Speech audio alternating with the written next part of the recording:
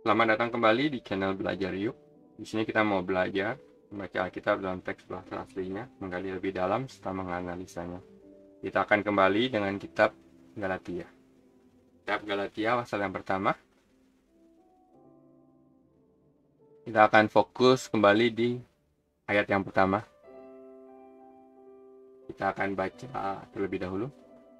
Paulos apostolos uk apontropon ude diantropu ala dia Yesu Kristu paiteu patros to egerantos auton ek nekron. Saya akan pecah kalimatnya menjadi seperti ini. Paulos, kita tahu Paulos itu subjeknya Paulos. Apostolos uk apontropon ude diantropu ala dia Yesus Kristu kai teu patros to egerantos auton ek nekron. Di sini kita belajar preposisi kata depan. Yang pertama itu apo, yang kedua itu dia. Kita lihat di sini ada kata apo. Di sini juga ada apo. Huruf O-nya itu karena dia bertemu dengan huruf hidup di kata berikutnya, maka huruf O-nya itu hilang. Kemudian kita ada kata dia. Kemudian juga ada kata dia di sini. A-nya hilang karena huruf depannya itu, kata berikutnya huruf depannya huruf A, maka A-nya dibuang. Kemudian sebenarnya juga ada preposisi ek di sini. Tapi kita akan lebih fokus di apo dan dia.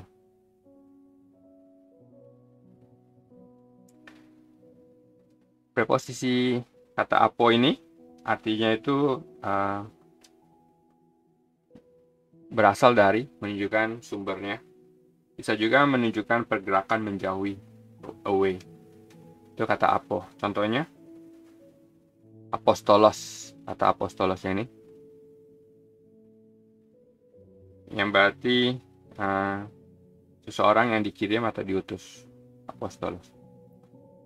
Kemudian mungkin kita pernah belajar mendengar kata seperti apokalips.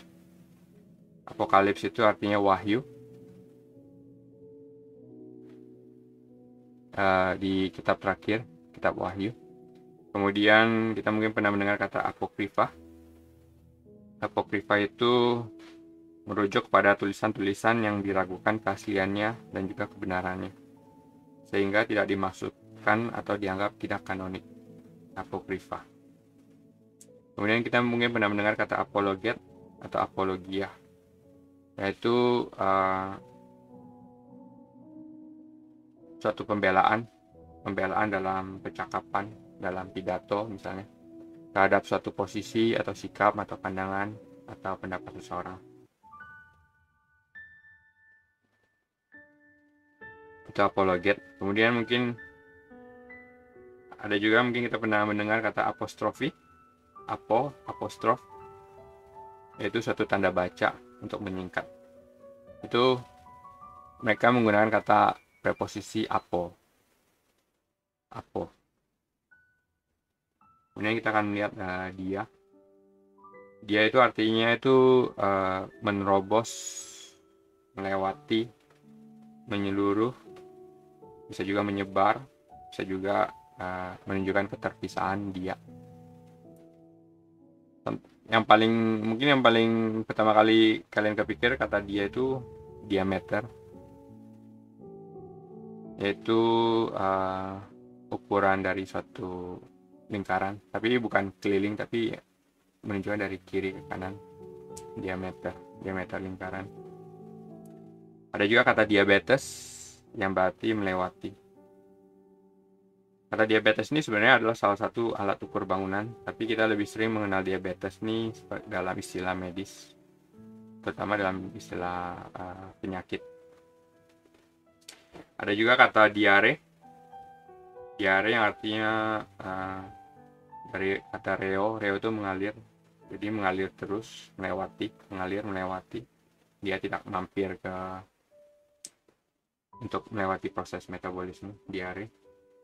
Kemudian kita juga pernah mendengar kata dialog atau dialek, yaitu berhubungan dengan percakapan. Dialog itu berarti percakapannya itu bukan hanya 1-2 kali, tapi berkali-kali. Dialog ataupun juga dialek, suatu dialek bahasa. Kita juga pernah mendengar diagnosis. Diagnosis itu untuk mengetahui secara menyeluruh, dari kata dia, preposisi dia. Ada juga diaspora. Diaspora itu penyebaran, diaspora, penyebaran keluar. Ada juga diagram ataupun diagraf. Adalah suatu tulisan yang menyeluruh, yang mungkin kita lebih kenal dengan kata bagan. Ada juga kata diakrino. Diakrino itu untuk membedakan, memilah, serta mencerna mana yang benar dan mana yang tidak benar. Membedakan mana yang benar dan mana yang palsu. Membedakan mana yang benar dan mana yang salah. Istilah diakrino ini adalah discernment, yaitu kemampuan untuk menilai sesuatu dengan benar melalui suatu proses yang berhati-hati dalam mencari kebenaran. Dan sekarang ini kita bukan saja butuh wisdom secara fisik, tapi juga wisdom secara spiritual. Bagaimana kita bisa mengerti, memahami, membedakan manakah suara Roh Kudus, pengajaran yang benar, dengan pengajaran manusia ataupun sesuatu yang dibuat-buat. Dan bagaimana kita bisa menyelidikinya. Dan kita tahu bahwa kebenaran ada di dalam Alkitab, dan Alkitab adalah satu-satunya sumber kebenaran. Dan oleh karena itu, mari kita bersama-sama menyelidikinya lebih lanjut, lebih dalam.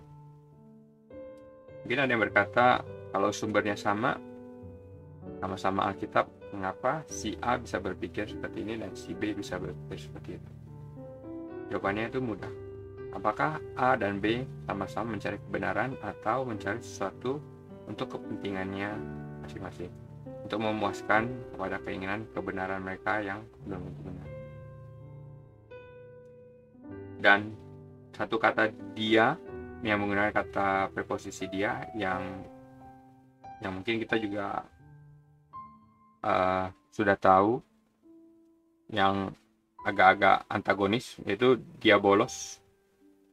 Diabolos itu artinya itu iblis, devil. Dia dari kata balo. Balo itu artinya melempar. Jadi sesuatu, jadi kita tahu bahwa iblis itu sudah jelas bahwa dia akan terlempar ke neraka. Diabolos. Oke, sekarang mari kita kembali ke kata apostolos. Apostolos ini berarti pengutusan, seseorang yang dipilih, diutus langsung oleh Tuhan Yesus Kristus untuk satu misi tujuan, yaitu memberitakan Injil. Seorang yang melihat kebangkitan Yesus dan juga menjadi saksi akan kebangkitannya. Tentunya juga memiliki otoritas dan kuasa dari Yesus Kristus untuk menyembuhkan sakit penyakit dan mengusir roh jahat. Itu arti kata apostolos yang kita kenal dengan kata rasul. Ini apostolos.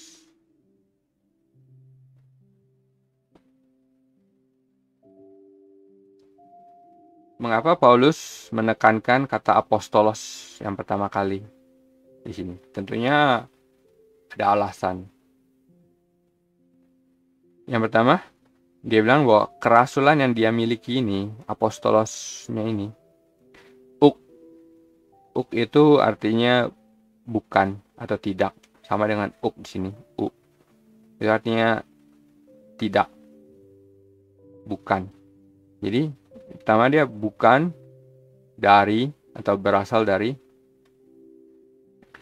antropon. Ini artinya manusia-manusia dalam bentuk jamak. Para manusia.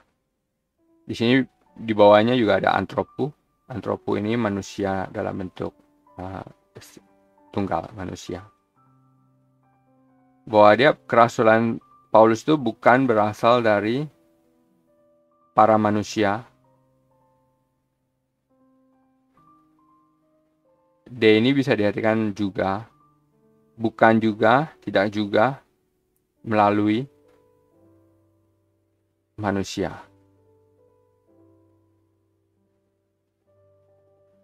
Yang pertama ini bisa diartikan kayak seperti sekelompok manusia, sekelompok. Yang berikutnya bisa juga diartikan sebagai seperti suatu organisasi atau yayasan kemanusiaan.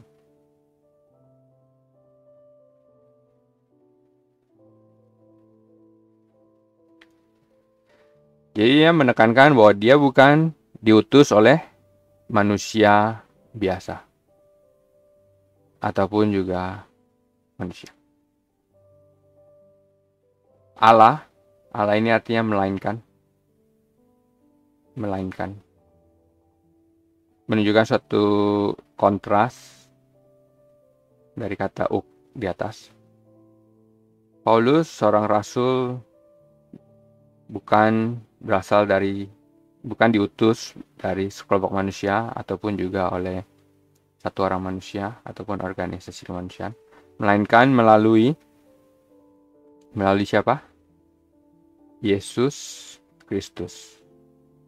Yesus Kristus. Bahwa dia diutus langsung oleh Yesus Kristus. Dan ini Kai itu artinya dan. Kai sama D ini sering keluar. Dan kalau D ini lebih ke arah tetapi. Tapi D di sini ini artinya juga. Kai juga bisa berarti juga, tergantung konteksnya. Kai, Teu, Patros. Dan Teu itu Allah. Patros itu Bapa. Dan Allah Bapa. Melainkan kerasulan Paulus berasal dari melalui Yesus Kristus dan Allah Bapa. Nah, ini adalah participle yang umumnya kalau participle atau particip itu pakai kata yang. Kata yang ini dalam bahasa Indonesia itu sangat penting, berperan sekali. Yang egerantos membangkitkan.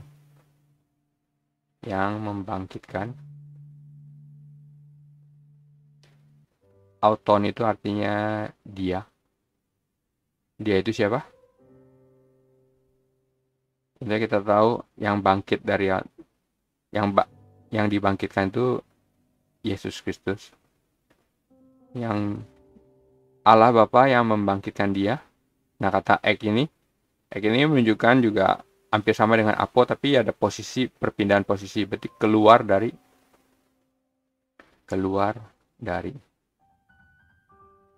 Kalau apo itu dia menjauhi, bisa dalam satu lokasi yang sama. Sedangkan kalau ek ini dia posisinya berubah, berbeda. Keluar dari nekron. Nekron itu artinya kematian. Jadi Paulus seorang rasul, uk apontropon, tidak berasal dari sekelompok manusia. Udedian tropu, tidak juga melalui manusia. Aladia Yesus Kristus, melainkan melalui Yesus Kristus. Kai Theopatros dan Allah Bapa. To egerantos auton eknekron, yang membangkitkan dia Yesus Kristus keluar dari kematian. Itu ayat pertama.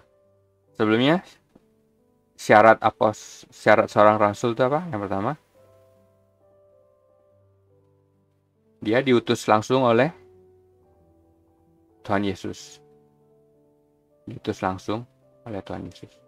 Dan di sini kita lihat bahwa dia benar diutus langsung oleh Yesus Kristus. Kita tahu melalui peristiwa perjalanannya ke Damsyik. Yang kedua, sebagai saksi akan kebangkitannya. Saksi kebangkitannya. Dan di sini dia menekankan bahwa Allah Bapa yang membangkitkan Yesus Kristus keluar dari kematian. Bahwa Paulus adalah seorang rasul. Di sini juga kita bisa melihat bahwa Paulus juga menekankan bahwa bisa saja ada rasul yang berasal dari manusia. Dari manusia. Kalau kita lihat di kitab Kisah Para Rasul, ada beberapa mendapatkan gelar rasul, tapi itu bukan rasul yang benar. Tapi itu rasul yang diutus oleh manusia, bukan yang diutus langsung oleh Tuhan Yesus Kristus.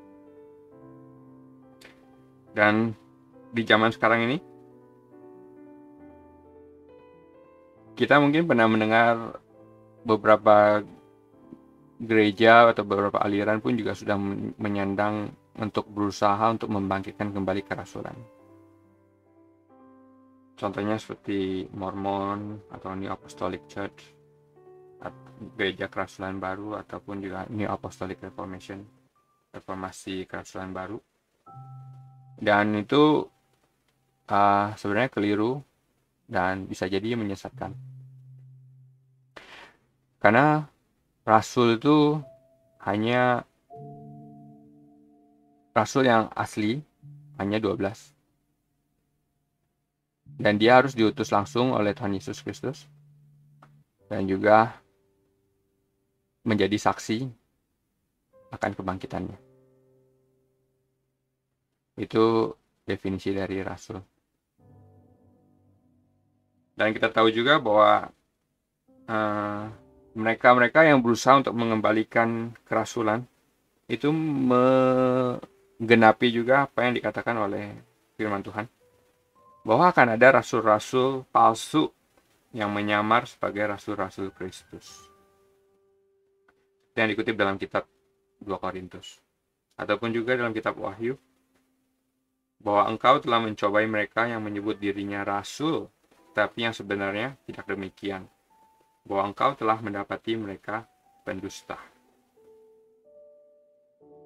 Pendusta itu seperti kata diabolos, pendusta, tukang fitnah, iblis, bahwa sumbernya itu bukan dari Yesus Kristus, bukan dari Allah Bapa, tetapi dari yang lain. Itu dari ayat yang pertama ini. Dan juga Petrus juga menekankan dalam kitab 2 Petrus bahwa akan ada nabi-nabi palsu dan juga guru-guru palsu. Dan intinya kembali lagi kepada kita, bagaimana kita bisa mengenali yang mana yang benar dan mana yang tidak benar, mana yang benar dan mana yang palsu, mana yang benar dan mana yang salah. Kita akan baca sekali lagi. Paulos, apostolos, uk apontropon, udediantropu, aladia Yesu Kristu, kaiteu patros, to egerantos auton eknekron. Paulus, seorang rasul, bukan berasal dari para manusia, sekelompok manusia, tidak juga melalui antropu, melalui manusia, atau organisasi yayasan manusia, melainkan melalui Yesus Kristus secara langsung dan Allah Bapa. Allah Bapa yang membangkitkan dia, Yesus Kristus, keluar dari kematian. Kitab Galatia pasal pertama ayat yang pertama. Kita akhiri dulu pembahasan kita sampai di sini. Dan kita akan bertemu di pembahasan berikutnya. Tuhan Yesus memberkati.